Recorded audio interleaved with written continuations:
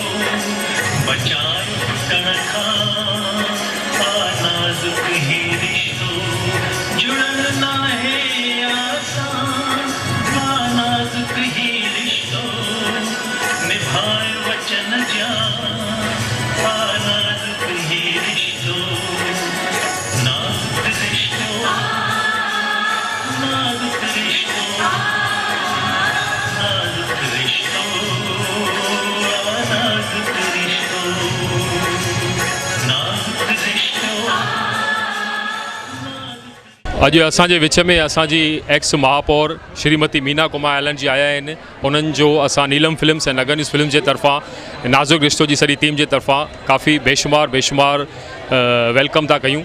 ऐं उन सां गॾोगॾु असांजा शांति दूत श्री रमेश आहूजा जी ऐं असांजा सीनियर सिटीज़न जेके हरदिल अज़ीज़ आहिनि, दादा देवीदास बारवाणी जी, प्रेम भाटिया जी, मदन रहेजा जी, किशोर साजना जी जेके बि असांजा वेल विशर असां सां गॾु आहिनि, असां उन्हनि जो स्वागत था कयूं।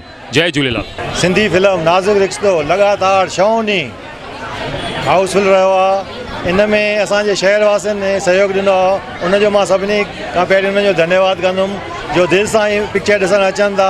अञा बि अॻिते पिक्चर हलंदी, तव्हां अचो। हिन में मां विनोद भाई ऐं जगदीश भाई जी महिनत जेका कई आहे उन्हनि खे बि लख वाधायूं। जय झूलेलाल। सिंधी फिल्म नाज़ुक रिश्तो मां सभिनी उल्हासनगर वासियुनि खे चवंदुमि सभु ॾिसो, सभु कारपोरेटर पंहिंजे वार्ड वासियुनि जी शेवा कनि, अहिड़े नमूने जीअं सभु पिक्चर ॾिसनि। जय झूलेलाल।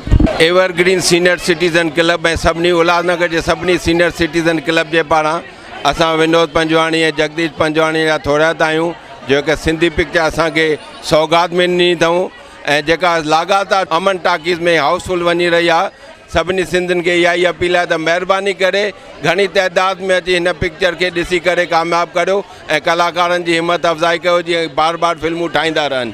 जय